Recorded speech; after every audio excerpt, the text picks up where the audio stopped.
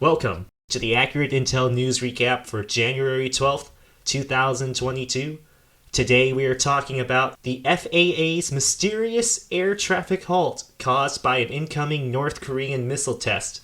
This occurred 2 days ago on January 10th. The FAA released an official statement stating that they did it as a matter of precaution. While this answer may have satisfied some, it definitely did not satisfy those who were looking for a more comprehensive and detailed description. But today, The Drive published some key details, stating that NORAD, advising of a missile launch from the DPRK, eventually convinced the FAA to order a ground stop on multiple ATCs on the West Coast.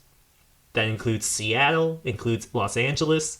I saw some reports about Honolulu as well, but I have not seen any recordings from there. So if anybody has a recording from the Honolulu air traffic control, feel free to comment below. In 16 minutes, the entire threat or perceived threat was over, and people resumed back to their ordinary lives. Pilots and air traffic controllers were left confused and were not given a more detailed explanation of what had occurred. So, what is so significant about this test? What is so significant about the response?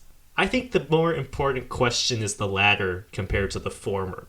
The latter question is interesting because we have seen many tests from North Korea in 2017, in 2019, 2020, and some in 2021 as well. So North Korea testing missiles is not a new thing, nor is it unprecedented. We have also seen them test ICBMs and test nuclear devices and even test purported hypersonic missiles. None of this is new. What is new, however, is this extreme response from the FAA, albeit limited in time, to the DPRK's actions. So what does this mean? Does this mean this was a one-off, a mistake that's not going to happen again? Does that mean we are expecting to see more of this? Has a new precedent been set? I guess we'll have to wait and see.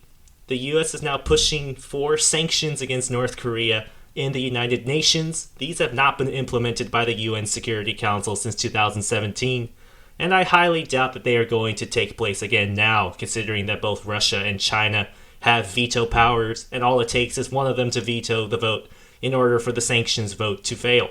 However, the United States also imposed their own unilateral sanctions on several North Korean officials and one Russian official as well.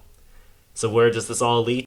Well, we have the Olympics coming up in 1 month, and we have tensions from Russia and Iran and other countries whom the US views as hostile. So I guess we'll have to wait and see what happens. We are 12 days into 2022, and so far it's been a chaotic start. I'm Accurate Intel, thanks for listening, and see you next time.